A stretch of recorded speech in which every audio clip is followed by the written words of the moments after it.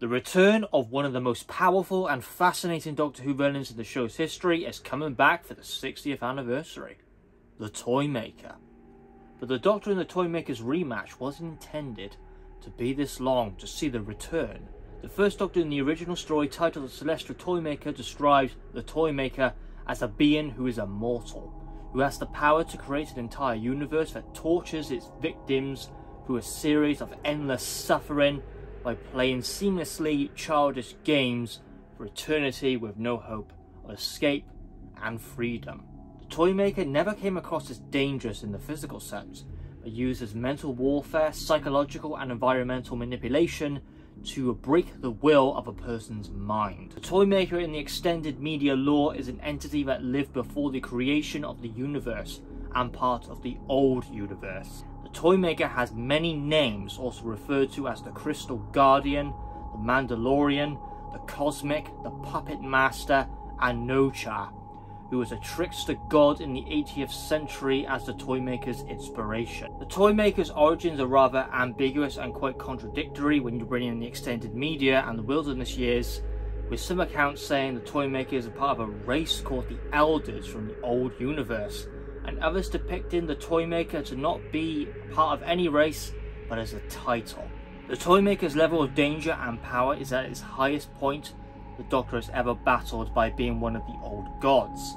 These beings, known as the old gods, referred to as entities like the Toymaker, the Great Intelligence, the Animus, the Nestine, Fenric, and the Guardians, such as the Black Guardian and the White Guardian. What these villains have in common is that they've lived longer than the universe itself, and something that not even the Time Lords can control or compete with. Now, the Toymaker was supposed to rematch the Doctor much earlier at 3 different points, one more direct and 2 directly. The first time it was going to be a rematch in an indirect fashion was the Queen of Time in Season 5, which Big Finish adapted with Zoe as the companion, but it was originally intended for Season 5, which would have featured the Toymaker's sister. The second story would have been featured in the 4th Doctor era, with Sarah Jane Smith supposedly in Season 13, titled The Eyes of Nemesis. But the most famous Toymaker story, Unmade Doctor Who story of all time, The Nightmare Fair. The Eyes of Nemesis is more of an oddity that some people might not know about, but The Nightmare Fair without question is one of the most, if not the most famous and well-known Unmade Doctor Who story, most likely because of how close it was to happening. And therefore, in this video, I will be reviewing Big Finish's interpretation of the unmade 6th Doctor story, The Nightmare Fair. And before I get into the Nightmare Fair review, one of the most, at this point in time, one of the most underutilized complex villains that the show has ever done. A lot of it comes from the extended media of Doctor Who, such as Big Finish, the Wilderness Years, the BBC books like The Infinity Doctors and Divided Loyalties. It takes that direction of the Wilderness Years to have a grasp of who the Toymaker is, and his background and his origins. But that is the extended media, and that's probably not what the 60th anniversary will take the character of the Toymaker. So, let's review The Nightmare Fair.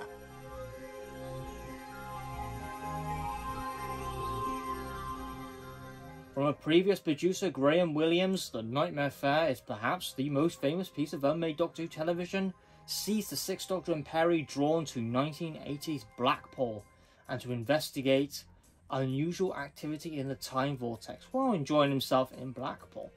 But an old enemy is ready for the rematch and craves revenge after the defeat following the story The Celestial Toymaker. But as I said, this is a very famous unmade story, but the consensus and the reviews and people's feelings on The Nightmare Fair, it's kind of all over the place, and it doesn't get the best reviews. I have to be honest here, it doesn't get the best reviews. So is this, in my opinion, is this story, The Nightmare Fair, a good build-up for you to get into the 60th anniversary to experience the Toymaker? But I'm hearing this is overrated, overhyped, underwhelming. I'm not hearing good words. So it wasn't a very well liked story by the majority. Again, I listened to this 10 years ago, so I really just didn't remember anything about the story or the consensus on it. So should you, the listener, go out and experience the Nightmare Fair? Well, my opinion is this.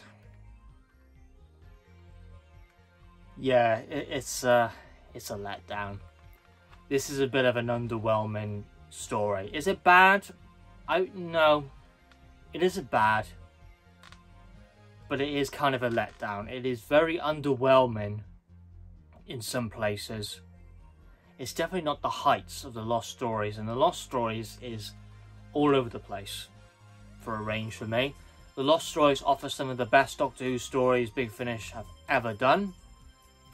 Some of them are the worst pieces I've ever witnessed in Doctor Who, ever listened to rather, and some are just frankly just underwhelming. You're just like, okay, this isn't one of the worst. It's just, yeah, it's just okay. I feel the concept of the Toymaker are best utilised in the stories The Magic Mousetrap and Solitaire. And does the Nightmare Fair deliver in that feeling? No, not really. I honestly kind of struggle with the setting, and it's simply better in other Toymaker stories. What it does capture is the 80s feel with retro music, video games, arcades, and the music and the sound design as a whole.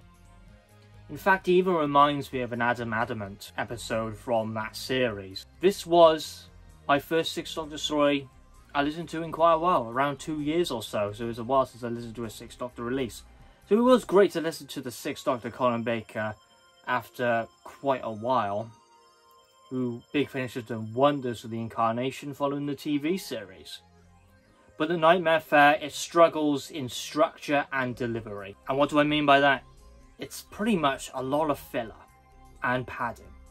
You've got very annoying characters that are just unlikable and flipping whingy. You know who I'm talking about if you listen to it.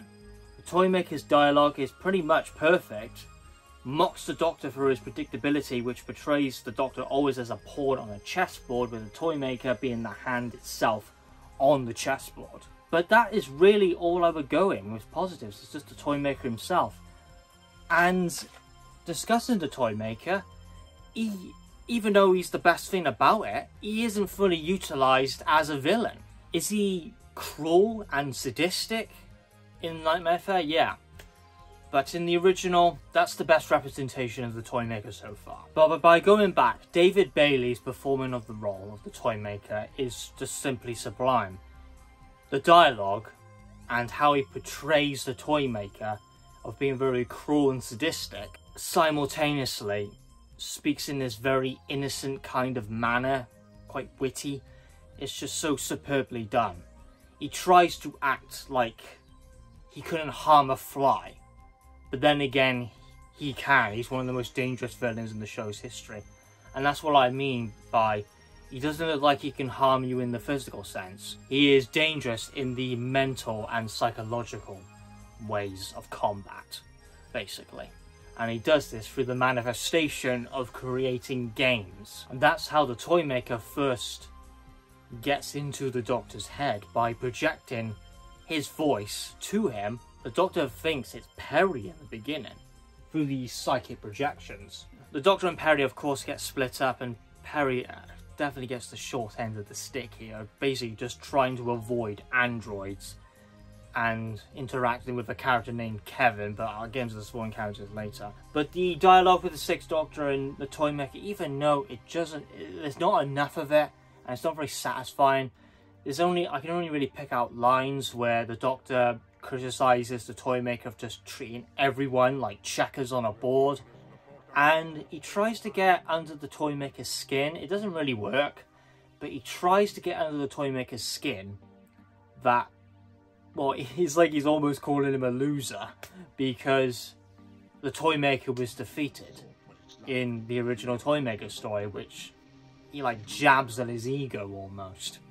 So he's trying to find weaknesses with the Toymaker, and one of his weaknesses, even though he's an immortal being, he hates to lose. So he's poking the bear almost. Supporting characters are simply annoying. Stephen and Kevin, their writing is, I would describe as just annoying.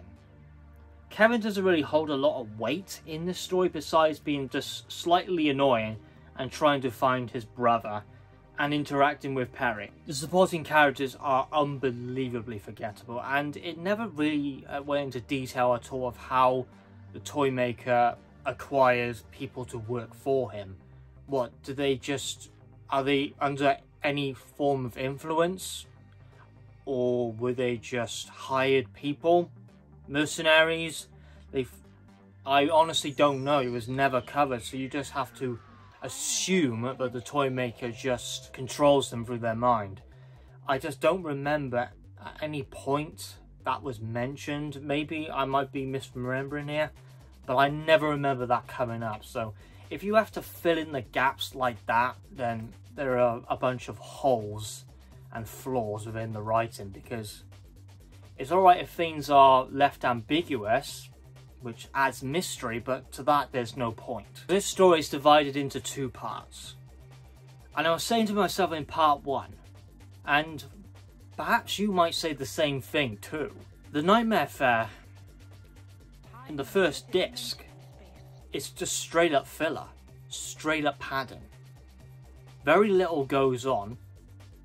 You have the Doctor in prison communicating with someone through Morse code. They get split up.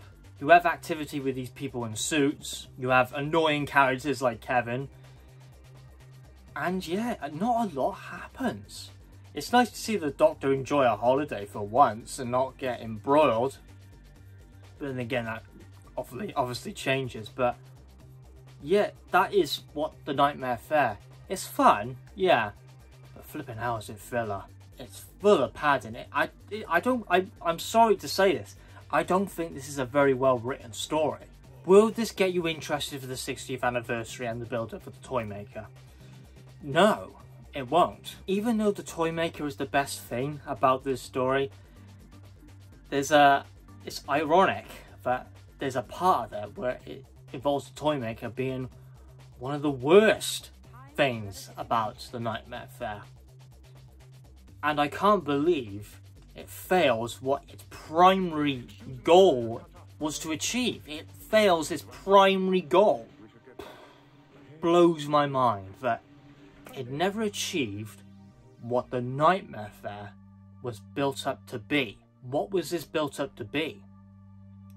The supposed rematch of the Toymaker and the Sixth Doctor. I was looking for a mental and psychological battle and sheer willpower for the Doctor to fight off against the Toymaker with all his scheming and all his games, and not to break.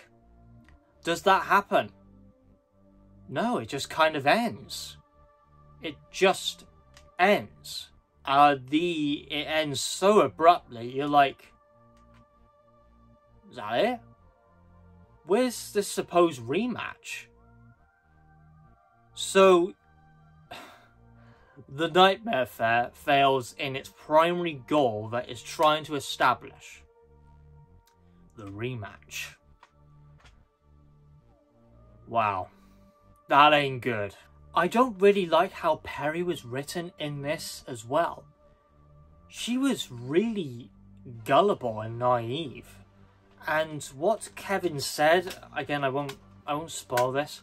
What he said is just the most obvious lie of deception you will ever witness. And then Perry's like, oh, alright then, yeah. I mean, can Perry actually be that gullible? Yeah, I do not like how Perry is written in this story, and some people complain about the same thing with Mission to Magnus about her writing. That she's just, well, almost stupid apparently. Here, she's gullible and naive. Yeah, I personally don't like it. Believing somebody's word of what Kevin said and the way he said it is just almost comical. And it does a bit of a disservice for Nicola Bryant, in my opinion at least. But then, part 2, this bewilders me, this does.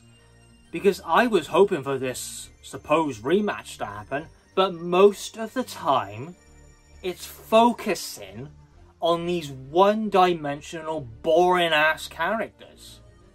You literally do not care about what they are saying, what they are doing, absolutely nothing. They have so much time in this audio, it then hinders its main goal of the Toymaker and the Sixth Doctor battle. This could have been so much better. So if this was supposedly a TV story that made it, would this be a classic? I say, well, no. I don't. I must have been out of it when I listened to this in 2014 and gave it the rating that I gave it, because yeah, it was 10 years ago and I can remember it, but nah, this isn't it. This isn't it. So part 1, it feels just like padding. Hardly anything has been established. Then part 2, you're kind of getting an idea that yes, the rematch is coming, but then it doesn't flipping happen. It just doesn't happen. There's just this one moment of the Doctor going through a video game and making sure he doesn't lose lives. And then the Toymaker just gets embarrassingly just swept away like it didn't even matter. At the end of this, I just said, what's the point? But in this story's defense, I'm actually getting a little bit riled up here. It's just when something's a letdown, it just disappoints me. And that's why a story being a letdown and being disappointed is more disheartening for me just reviewing a pile of garbage like Time Flight or The Leisure Hive or Horns of Nimon or anything in that category. You could just take the piss out of it a little bit. But here, when it's a letdown, it feels worse for me. It's just terrible. And I don't really like reviewing stuff where I have this disappointment and of a letdown and just feel let down. And a lot of people do. I personally don't like reviewing these types of stories. It's one of the worst things. Like Dalek's Genesis of Terror. It's that feeling. But in this story's defense, it really does capture the era of the 80s.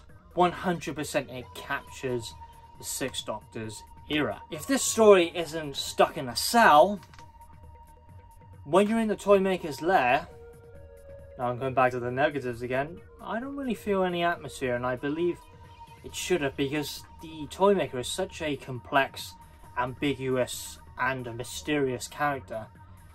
You could have just implemented a little bit more of an unnerving, ominous type of music and sound design in his lair, in the Toymaker's lair, but I never got that atmospheric feeling. But I really don't get it, because the Doctor is building up the Toymaker as such a dangerous threat that not even the Time Lords could control the Toymaker or understand the Toymaker's true origins, because he lived far longer than the universe itself. Which makes the rematch plot hurt even more, considering it wasn't utilised well. Disappointing.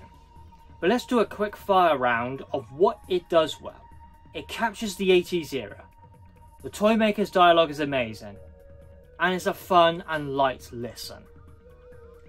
That's basically it. The negatives, however, I struggle with. The supporting characters are one-dimensional and unlikable. The androids in episode, the Venusians, which again, they weren't really well established at all. Hardly anything went into their characters, and that might be a blessing in disguise, if I'm honest.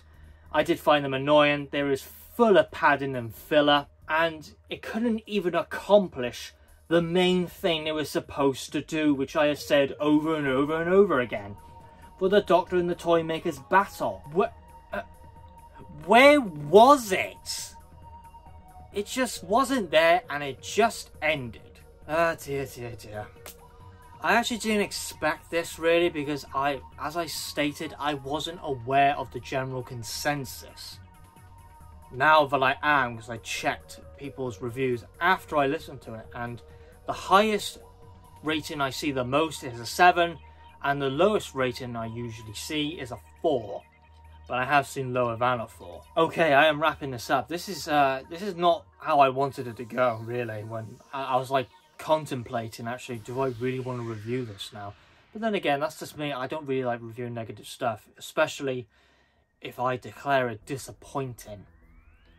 And a letdown. Yeah, it is. The flaws actually kind of annoy me in the Toymaker, and one of the chapters is ironically called Waffling On. Yeah, this story does waffle on. Now, the Nightmare Fair, for a rating, I was thinking of this as just an average story. Yeah, it's light and fun in places. It's a light listen. It's nothing too extensive to get your head around. But because it couldn't even achieve its main purpose, its goal of the battle between, and a rematch rather, of the Doctor and the Toymaker, it fails to do it, because that's the whole point of the Nightmare Fair being built up to be the sequel to the Celestial Toymaker. I was going to rate it a 5, but since it couldn't even achieve that, it gets a 4. Yeah, it's not often I rate things under average. But yeah, it's a 4 out of 10. It is on sale on the Big Finish website as far as this date is when I'm recording the video. Is it worth it? No. I don't think it is a great story, really. I think it's mainly average in places, but the fact it failed in such an important thing, which is basically the whole existence of, which is the whole reason of why the Nightmare Fair exists, and it couldn't even achieve that. Wow, that's bad, and I have to put that in the rating. Yep. It could have been so much better. It's unfortunately a letdown.